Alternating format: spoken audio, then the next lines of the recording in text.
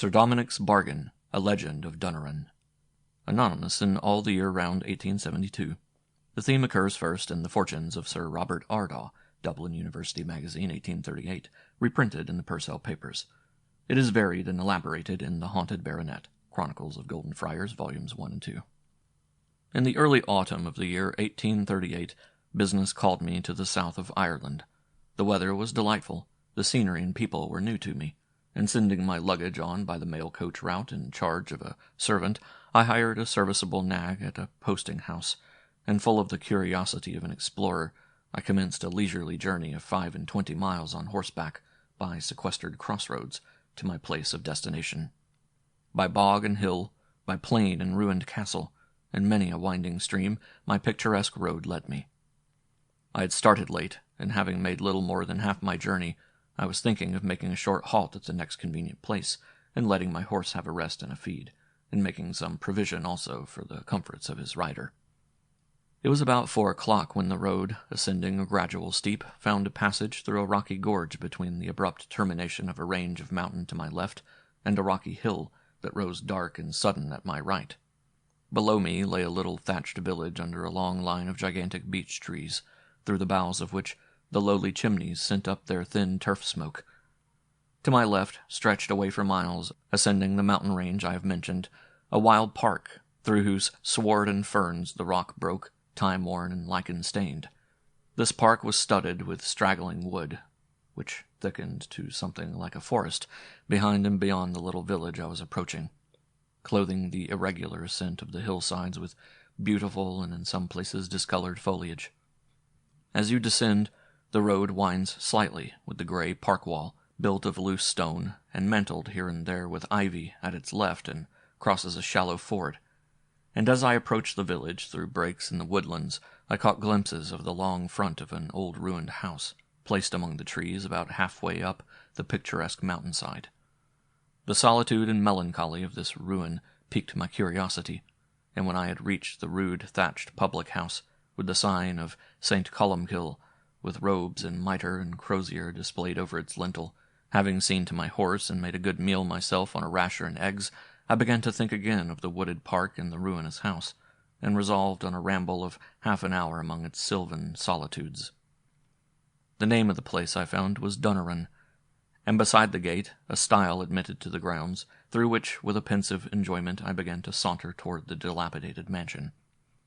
A long, grass-grown road, with many turns and windings, led up to the old house, under the shadow of the wood. The road, as it approached the house, skirted the edge of a precipitous glen, clothed with hazel, dwarf oak, and thorn, and the silent house stood with its wide-open hall door facing this dark ravine, the further edge of which was crowned with towering forest, and great trees stood about the house and its deserted courtyard and stables. I walked in and looked about me, through passages overgrown with nettles and weeds, from room to room with ceilings rotted, and here and there a great beam dark and worn with tendrils of ivy trailing over it. The tall walls with rotten plaster were stained and mouldy, and in some rooms the remains of decayed wainscoting crazily swung to and fro. The almost sashless windows were darkened also with ivy, and about the tall chimneys the jackdaws were wheeling, while from the huge trees that overhung the glen in sombre masses at the other side, the rooks kept up a ceaseless cawing.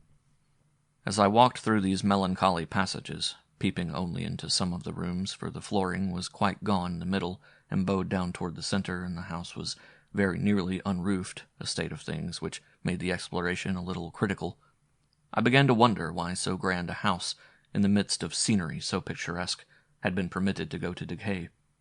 I dreamed of the hospitalities of which it had long ago been the rallying place, and I thought what a scene of red-gauntlet revelries it might disclose at midnight. The great staircase was of oak, which had stood the weather wonderfully, and I sat down upon its steps, musing vaguely on the transitoriness of all things under the sun. Except for the hoarse and distant clamor of the rooks, hardly audible where I sat, no sound broke the profound stillness of the spot. Such a sense of solitude I have seldom experienced before. The air was stirless. There was not even the rustle of a withered leaf along the passage. It was oppressive. The tall trees that stood close about the building darkened it, and added something of awe to the melancholy of the scene. In this mood I heard, with an unpleasant surprise close to me, a voice that was drawling, and, I fancied, sneering, repeat the words. "Food for the worms, dead and rotten, God over all." There was a small window in the wall here, very thick, which had been built up, and in the dark recess of this, deep in the shadow, I now saw a sharp-featured man sitting with his feet dangling. His keen eyes were fixed on me, and he was smiling cynically, and before I had well recovered my surprise, he repeated the distich. "If death was a thing that money could buy, the rich they would live, and the poor they would die. It was a grand house in its day, sir," he continued. "Dunneran House, and the Sarsfields. Sir Dominic Sarsfield was the last of the old stock. He lost his life not 6 foot away from where you are sitting." As he thus spoke, he let himself down with a little jump onto the ground. He was a dark-faced, sharp-featured little hunchback, and had a walking stick in his hand, with the end of which he pointed to a rusty stain in the plaster of the wall. "Do you mind that mark, sir?" he asked.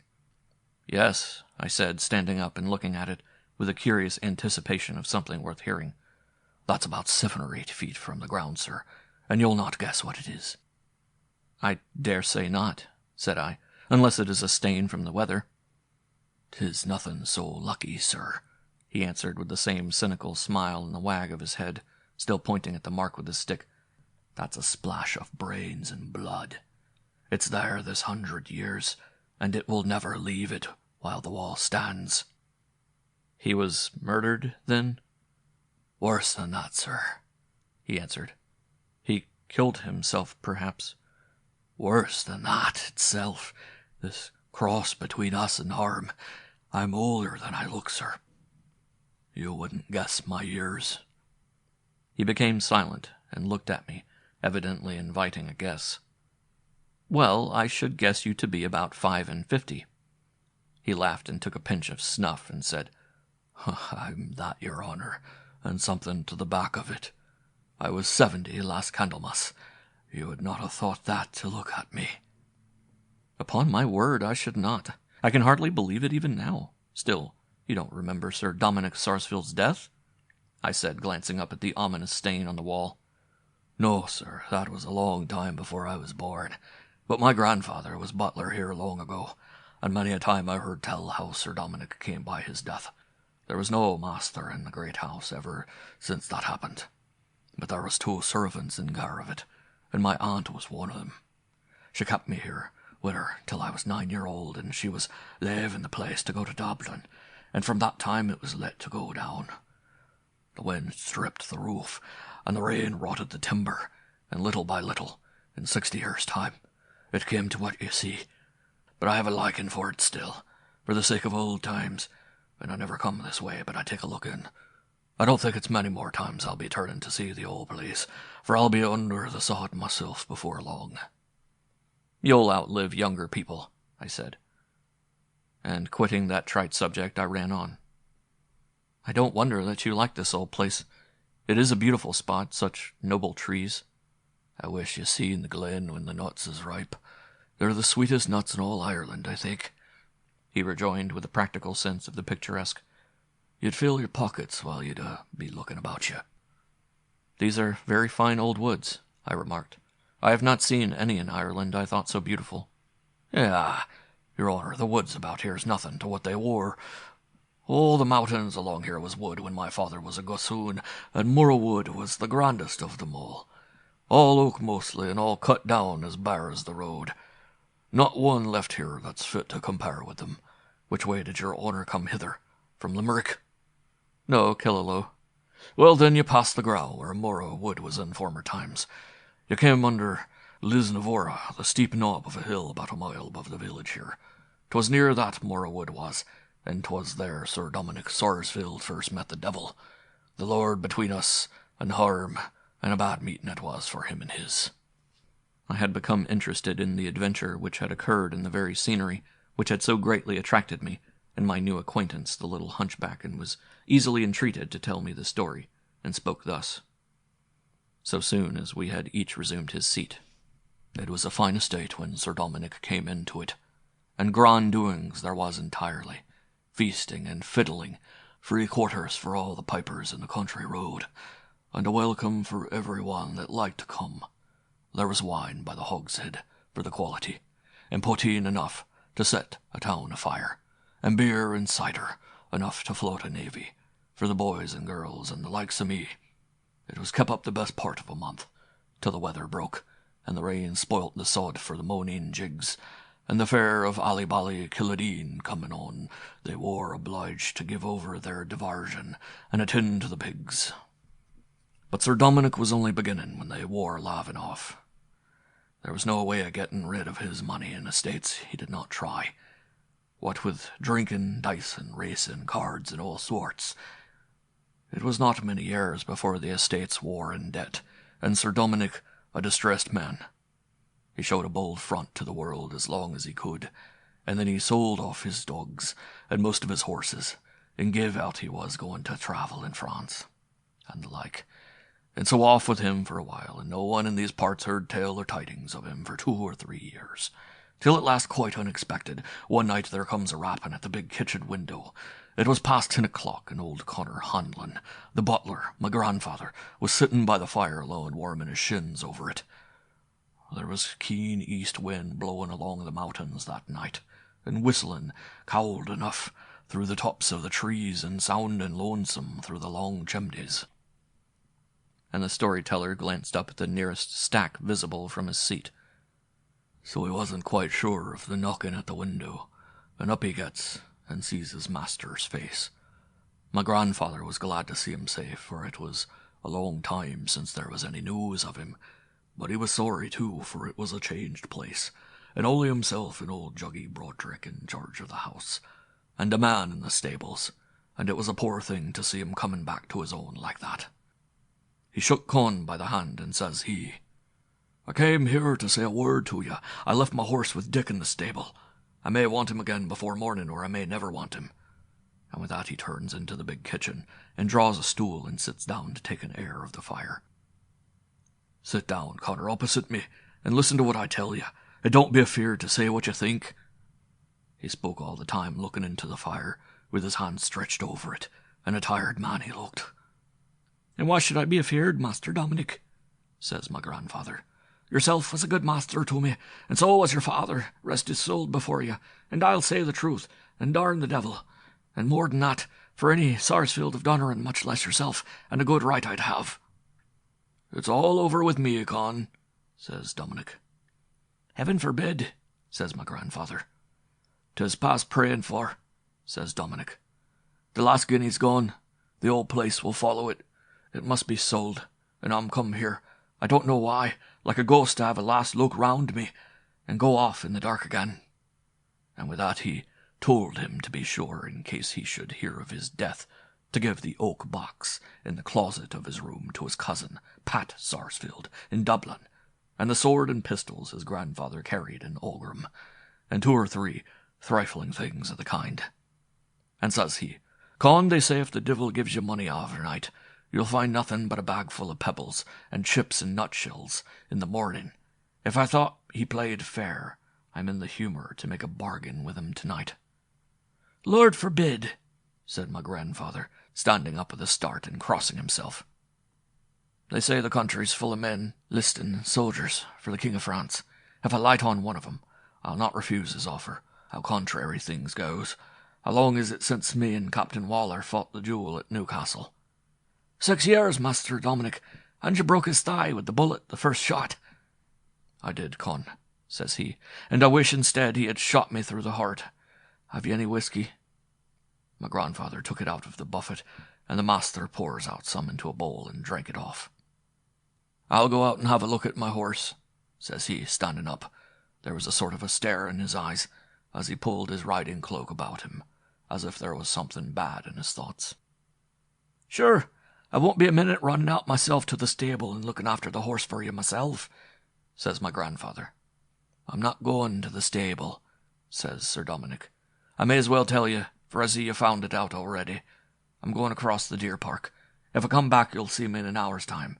But anyhow, you'd better not follow me, for if you do, I'll shoot you, and that'd be a bad ending to our friendship." And with that he walks down this passage here, and turns the key in the side door at the end of it. and out with him on the sod into the moonlight, and the cold and wind, and my grandfather seen him walking hard towards the park wall, and then he comes in and closes the door with a heavy heart. Sir Dominic stopped to think when he got to the middle of the deer park, for he had not made up his mind when he left the house, and the whiskey did not clear his head, only it gave him courage. He did not feel the cold wind now, nor fear death, nor think much of anything but the shame and fall of the old family, and he made up his mind, if no better thought came to him between that and there, so soon as he came to Murrow Wood, he'd hang himself from one of the oak branches with his cravat. It was a bright moonlight night. There was just a bit of a cloud driving across the moon now and then, but only for that, as light a'most as day. Down he goes, right for the wood of Murrow. It seemed to him every step he took was as long as 3, and it was no time till he was among the big oak trees, with their roots spreading from one to another, and their branches stretching overhead like the timbers of a naked roof, and the moon shining down through them, and casting their shadows, thick and twist abroad on the ground as black as my shoe. He was sobering a bit by this time, and he slacked his pace, and he thought 'twould be better to list in the French King's army, and try what they might do for him, for he knew a man might take his own life any time, but it would puzzle him to take it back again when he liked. Just as he made up his mind not to make away with himself, what should he hear but a step clinking along the dry ground under the trees, and soon he sees a grand gentleman right before him coming up to meet him. He was a handsome young man like himself, and he wore a cocked hat with gold lace round it, such as officers wears on their coats, and he had on a dress the same as French officers wore in them times. He stopped opposite Sir Dominic, and he come to a standstill also. The 2 gentlemen took off their hats to one another, and says the stranger, "I am recruiting, sir," says he, "for my sovereign, and you'll find my money won't turn into pebbles, chips, and nutshells by tomorrow." At the same time he pulls out a big purse full of gold.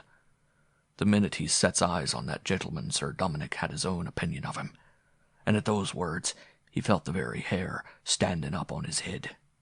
"Don't be afraid," says he. "The money won't burn you. If it proves honest gold, and if it prospers with you, I'm willing to make a bargain.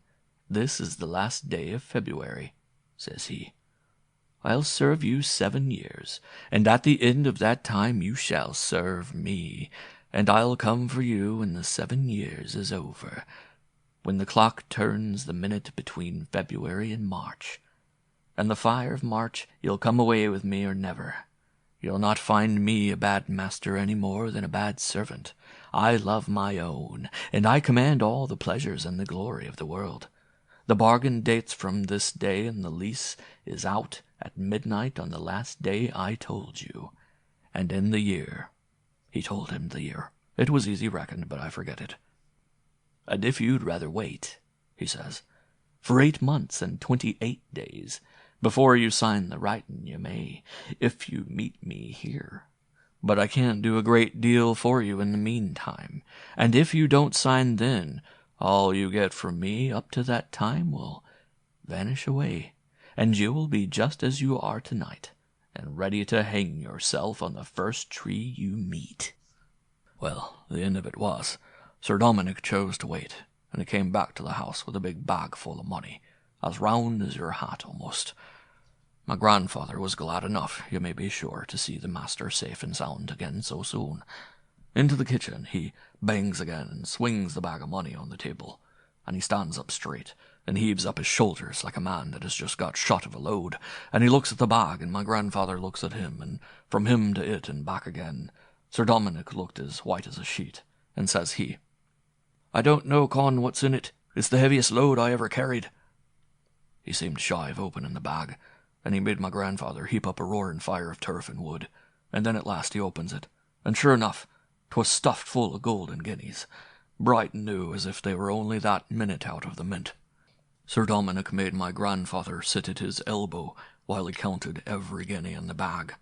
When he was done counting, and it wasn't far from daylight when that time came, Sir Dominic made my grandfather swear not to tell a word about it. and a close secret it was, for many a day after. When the 8 months and 28 days were pretty near spent and ended, Sir Dominic returned to the house here with a troubled mind, in doubt what was best to be done, and no one alive but my grandfather knew anything about the matter, and he not half what had happened. As the day drew near toward the end of October, Sir Dominic grew only more and more troubled in mind. One time he made up his mind to have no more to say such things, nor to speak again with the like of them he met in the wood of Mora. Then again his heart failed him when he thought of his debts, and he not knowing where to turn. Then, only a week before the day, everything began to go wrong with him. One man wrote from London to say that Sir Dominic paid £3,000 to the wrong man, and must pay it over again. Another demanded a debt he never heard before, and another in Dublin denied the payment of a thundering big bill. Sir Dominic could nowhere find the receipt, and so on, with 50 other things as bad. Well, by the time the night of the 28th of October came round, he was almost ready to lose his senses with all the demands that was rising up against him on all sides, and nothing to meet them but the help of the one dreadful friend he had to depend on at night in the oak wood down there below. So there was nothing for it but to go through with the business that was begun already. And about the same hour as he went last, he takes off the little crucifix he wore round his neck, for he was a Catholic, and his gospel, and his bit of the through cross that he had in a locket, for since he took the money from the evil one he was growing frightful in himself, and got all he could to guard him from the power of the devil. But tonight, for his life, he daredn't take them with him. So he gives them into my grandfather's hands without a word, only he looked as white as a sheet of paper. Then he takes his hat and sword, and telling my grandfather to watch for him, away he goes, to try what would come of it. It was a fine still night, and the moon, not so bright, though now, as the first time, was shining over heath and rock, and down on the lonesome oak wood below him. His heart beat thick as he drew near it. There was not a sound, not even the distant bark of a dog from the village behind him. There was not a lonesomer spot in the country road, and if it wasn't for his debts and losses that was driving him on half mad, in spite of his fears for his soul and his hopes of paradise, and all his good angel was whispering in his ear, he would have turned back, and sent for his clergy, and made his confession and his penance, and changed his ways, and led a good life, for he was frightened enough to have done a great deal. Softer and slower he stopped as he got once more in under the big branches of the oak trees, and when he got in a bit, near where he met the bad spirit before, he stopped and looked round him, and felt himself, every bit, turning as cold as a dead man. And you may be sure he did not feel much better when he seen the same man stepping from behind the big tree that was touching his elbow almost. "You found the money good," says he, "but it was not enough. No matter, you shall have enough, and to spare. I'll see after your luck, and I'll give you a hint whenever it can serve you, and any time you want to see me you have only to come down here, and call my face to mind, and wish me present. You shan't owe a shilling by the end of the year, and you shall never miss the right card, the best throw, and the winning horse. Are you willing?" The young gentleman's voice almost stuck in his throat, and his hair was rising on his head, but he did get out a word or two to signify that he consented, and with that the evil one handed him a needle, and bid him give him 3 drops of blood from his arm, and he took them in the cup of an acorn, and gave him a pen, and bid him write some words that he repeated, and that Sir Dominic did not understand, on 2 thin slips of parchment. He took one himself, and the other he sunk in Sir Dominic's arm at the place where he drew the blood, and he closed the flesh over it. And that's as true as you're sitting there. Well, Sir Dominic went home. He was a frightened man, and well he might be. But in a little time he began to grow easier in his mind. Anyhow, he got out of a debt very quick, and money came tumbling in to make him richer, and everything he took in hand prospered, and he never made a wager or played a game, but he won, and for all that there was not a poor man on the estate that was not happier than Sir Dominic.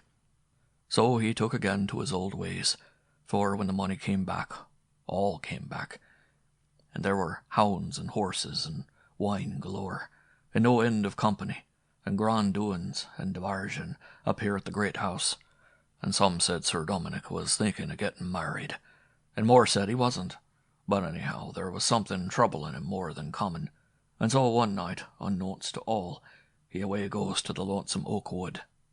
It was something, maybe, my grandfather thought was troubling him about a beautiful young lady he was jealous of, and mad in love with her, but that was only guess. Well, when Sir Dominic got into the wood this time, he grew more in dread than ever, and he was on the point of turning and leaving the place, when who should he see close beside him but my gentleman, seated on a big stone under one of the trees. In place of looking, the fine young gentleman, in gold lace and grand clothes he appeared before, he was now in rags. He looked twice the size he had been, and his face smutted with soot, and he had a murthering big steel hammer, as heavy as 100, with a handle a yard long, across his knees. It was so dark under the tree he did not see him quite clear for some time. He stood up and he looked awful tall entirely, and what passed between them in that discourse my grandfather never heard. But Sir Dominic was as black as night afterwards, and hadn't a lie for anything nor a word almost for any one, and he only grew worse and worse, and darker, and now this thing, whatever it was, used to come to him of its own accord, whether he wanted it or no, sometimes in one shape, and sometimes in another, in lonesome places, and sometimes at his side by night when he'd be riding home alone, until at last he lost heart altogether and sent for the priest. The priest was with him a long time, and when he heard the whole story he rode off all the way for the bishop, and the bishop came here to the great house next day, and he gave Sir Dominic a good advice. He told him he must give over dicing and swearing and drinking and all bad company, and live a virtuous, steady life until the 7 years' bargain was out, and if the divil didn't come for him the minute after the stroke of 12, first morning of the month of March, he was safe out of the bargain. There was not more than 8 or 10 months to run now before the 7 years wore out, and he lived all the time according to the bishop's advice, as strict as if he was in retreat. Well, you may guess he felt queer enough when the morning of the 28th of February came. The priest came up by appointment, and Sir Dominic and his reverence were together in the room you see there, and kept up their prayers together till the clock struck 12, and a good hour after, and not a sign of a disturbance, nor nothing came near them, and the priest slept that night in the house in the room next Sir Dominic's, and all went over as comfortable as could be, and they shook hands and kissed like two comrades after winning a battle. So now Sir Dominic thought he might as well have a pleasant evening, and after all his fasting and praying, and he sent round to 6 of the neighbouring gentlemen to come and dine with him, and his reverence stayed and dined also, and a roaring bowl of punch they had, and no end of wine, and the swearing and dice, and cards and guineas changing hands, and songs and stories that wouldn't do any one good to hear, and the priest slipped away when he seen the turn things was taken, and it was not far from the stroke of 12 when Sir Dominic, sitting at the head of his table, swears, "This is the best 1st of March I ever sat down with my friends." "It ain't the 1st of March," said Mr. Heffernan of Ballyvoreen. He was a scollard and always kept an almanac. "What is it, then?" says Dominic, starting up, and dropping the ladle into the bowl and staring at him as if he had 2 heads. "'Tis the 29th of February, leap year," says he, and just as they were talking, the clock strikes 12, and my grandfather, who was half asleep in a chair by the fire in the hall, opening his eyes, sees a short, square fellow with a cloak on, and long black hair bushing out from under his hat, standing just there where you see the bit of light shining again the wall. My hunchback friend pointed with his stick to a little patch of red sunset light that relieved the deepening shadow of the passage. "Tell your master," says he, in an awful voice, like the growl of a beast, "that I'm here by appointment, and expect him downstairs this minute."